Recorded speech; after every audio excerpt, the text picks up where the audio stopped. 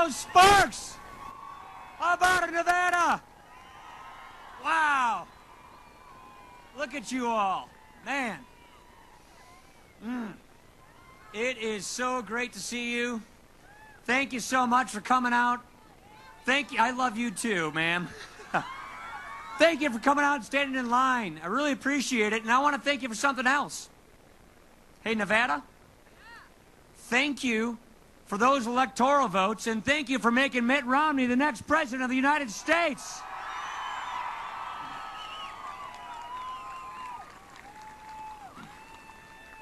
We've got a job to do, friends.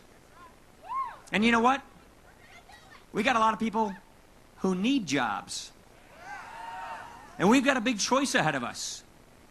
The question is, are we going to stick with 4 more years of the same path? No. Are we going to have a country in debt, in doubt, in decline? Or are we going to do what we need to do to get people back to work, to fix the mess in Washington, and to get this country back on the right track?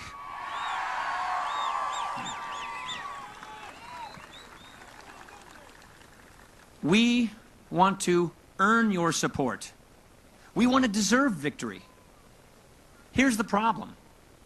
President Obama and too many politicians like him in Washington, they are more worried about their next election than they are worried about the next generation. We need leadership. You got Mark Amadei here. That man is a great leader. Send him back so he can help us fix the mess in Washington. We have entrepreneurs in this country that built this country. And by the way, John Phillips, we're here at your business. You know what? You built this business. Government doesn't get the credit for that. You know, the president gave a big speech last night. And, well, just hear me out. Look, President Obama is not a bad guy. No. President Obama is not a bad guy. He's good at giving great speeches. He's just really bad at creating jobs. Here's the problem. When you think that the road to success and prosperity is more borrowing, more spending, more taxing, more regulating, a government-centered society with a government-run economy, these are the kinds of results we get. And if we want the next 4 years to be any different than the last 4 years, we need a new president.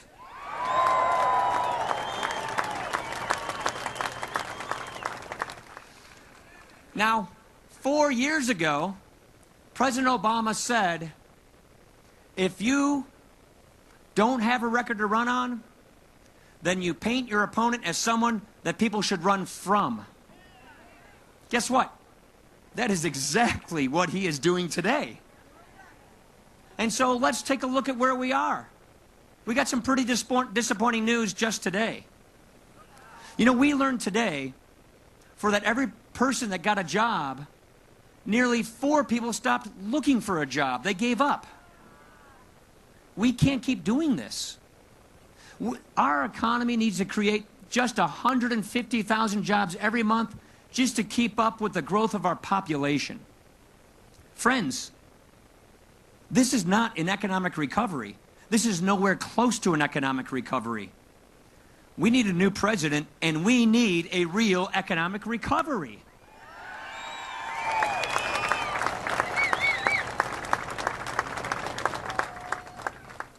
The president gave us this big stimulus package right when he got elected. He said that if we pass stimulus, unemployment will never get above 8%. We just learned today that it's been above 8% for 43 months. In Nevada, it's 12%. Look at the foreclosure rate. Look at the unemployment rate. Look at the fact that over the last 4 years, family household income has gone down $4,000. Look at the fact that under the president's failed leadership, our credit rating has been downgraded for the first time in our nation's history. Look at the fact that 23 million Americans, that's 23 million men and women, are struggling to find work in America today. Look at the fact that nearly 1 in 6 Americans today are living in poverty. It's the highest poverty rate we've had in a generation. It's not working, and we've got a plan to fix this. That's what the Romney-Ryan plan for a stronger middle class is all about. That's what getting back to work, that's what finding the ideas that work, that produce growth, that produce opportunity are all about. Let me tell you the 5 basic things that we're going to get to work right away when we win this race. Number 1, in this state and across this country, we have lots of energy and lots of minerals. Let's use that energy and create jobs. Coal, gas, electric, renewables, Keystone Pipeline.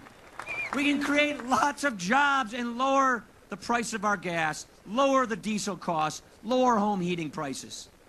Number 2, there are a lot of Americans who are in between work. I've got a lot of buddies I grew up with who lost their job at the big factory we had in our hometown. They're in their 40s or they're in their 50s, and they're in between. You need to have skills. You need to have an education system so people who are stuck in a rut can get back to school, get a new trade, and get back onto a path to prosperity so they can pull themselves up and reach that horizon they're shooting for. That's critical. Number 3, we need to make more things in America.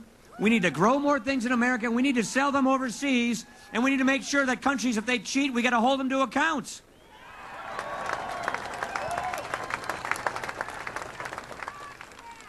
And you know what else we got to do? This is something that's very near and dear to my heart, something I've been working on a long time. It's not that complicated. We have got to stop spending money we don't have. This idea of printing and borrowing is getting out of control. It is a huge cloud over our economy. President Obama gave us 4 budgets, trillion-dollar deficits, as far as the eye can see. No balanced budget. $4 trillion deficits. No proposal to balance it. The United States Senate, hey, you guys heard of this guy named Reid in the Senate? So I take it as a yes. They haven't bothered to pass a budget in 3 years. We've got this law that says every year, Congress, by April 15th, April 15th is tax day for every American. It's budget day for Congress. They've ignored it for 3 years. Friends, this is not governing. This is kicking the can. This is blaming other people. This is not responsibility. This is not leadership. We have got to get this budget under control, or else we will wind up just like Europe. If you practice European economics, you'll get European results. The last thing, guess what? Most of our jobs, they come from businesses like this. They come from successful small businesses. We need to champion small businesses. And you know what? When people are successful in business, that's a good thing. That's nothing to be ashamed of.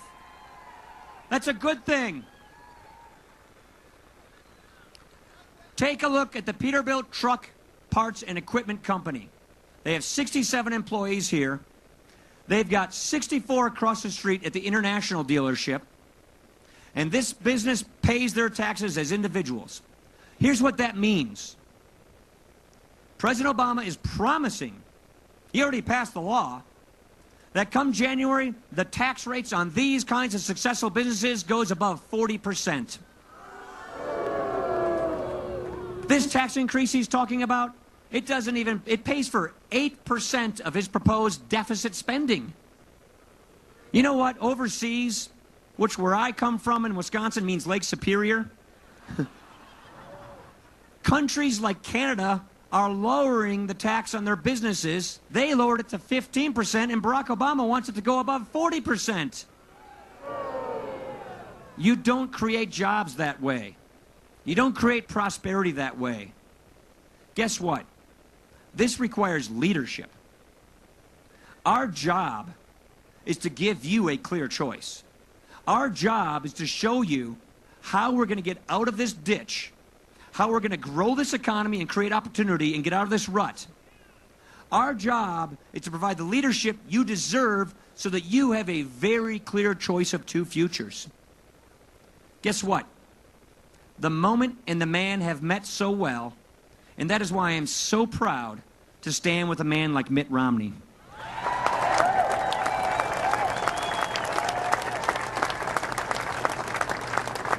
This is a man who in everything in his life spells leadership. He's a decent man, a good man, an honest man, a man of faith, a man of integrity, of achievement. You remember? Thank you. He likes you too. You remember the Olympics in 1999? Remember the waste, the corruption, the bloated spending? That sounds kind of familiar today, doesn't it? They called Mitt Romney. He dropped everything he was doing in Boston, moved to Salt Lake, spent 3 years turning it around, serving his country, duty, honor, and he turned the Olympics around and he made us proud.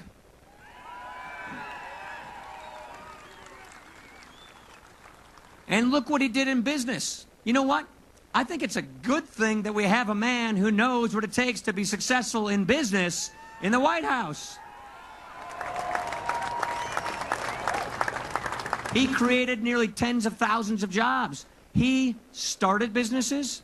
He turned around struggling businesses with an astounding degree of success. He knows firsthand that if you have a small business, you actually did build that small business. And if you want to see a good track record of comparison, look at what he did when he was just governor of Massachusetts. When he was governor of Massachusetts, he made sure that they actually cut spending.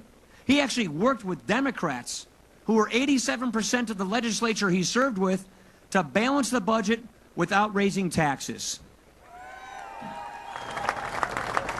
Household incomes went up, unemployment went down, and the credit rating increased when he was governor of Massachusetts. That's basically the opposite that we've had over the last 4 years of Barack Obama. The president can give lots of speeches. He can say a lot of beautiful things, but he can't tell you that we are better off. And that's the difference. Look, this race is not just about the borrowing and the printing and the spending and the regulating and all that that has done to suppress economic growth, to deny opportunity, to get us where we are. This is not just about jobs or higher take-home pay. This is bigger than that. I think we all know this. This election is one of the most important elections we've had. It doesn't matter what generation you come from. This is the most important election in your generation. It really goes down to what kind of people do we want to be? What kind of country do we want to have?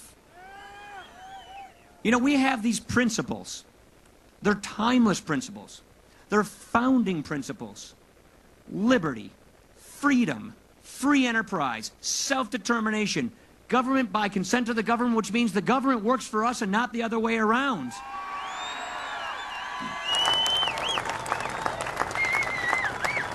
These principles matter.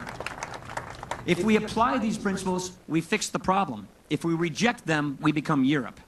So here's the story. This is more than just economics. It's identity of our country. And that's what's so unique about America. America is not just Nevada. It's not just Wisconsin. It's not just geography. America is an idea. It's the only country founded on an idea. That idea is very precious. Look, our founders said it better than anybody else can. And sometimes even presidents need reminding of this fact. Our rights come from nature and God and not from government.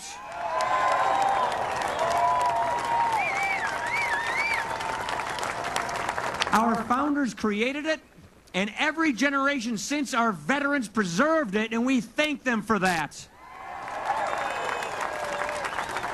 You know, the other day in Charlotte, they try to remove God from their entire platform. They got caught and put it back in. And to quote a prominent journalist from Wisconsin, they were against God before they were for him. Look, this is what we are committing to you. We want to earn this election. We want to deserve victory so that we have the mandates and the moral authority to fix this mess. Here's what we're going to do. We are not going to duck these tough issues. We are not going to kick the can down the road. We're going to lead. We're going to get spending under control. We're going to get this economy growing, and we are going to take responsibility.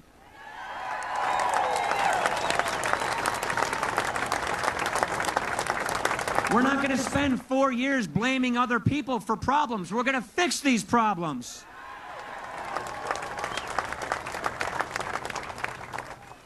And we are not going to try to transform this country into something it was never intended to be.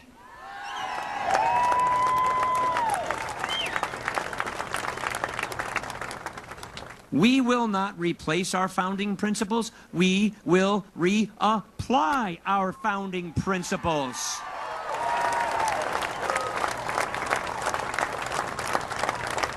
Nevadans, you know this. You have a lot of power in your hands. Nevada, as you know, and you're used to this, you're a battleground state. What does that mean? That means you have a very special responsibility. Lots of people around the country are depending on you. You also have a great opportunity. Because if we meet this moment for what it is, we can get ourselves back on the right track. We can make America great again. We can get us back on the path to prosperity. We can get the growth we need, the opportunity we need. We can get the society of upward mobility. We can get the society where our kids inherit a debt-free nation and a future. This is up to you, Nevada. And here's what I simply want to say. We can do this. We can do this. It's not too late to turn things around. With your help, we will get this done. We will turn this thing around. We will get this done. And Nevadans, we need your help. Thank you very much, Reno. Thank you very much, Sparks. Thank you very much, Nevada. We appreciate it, everybody. God bless you all. Thanks for coming out.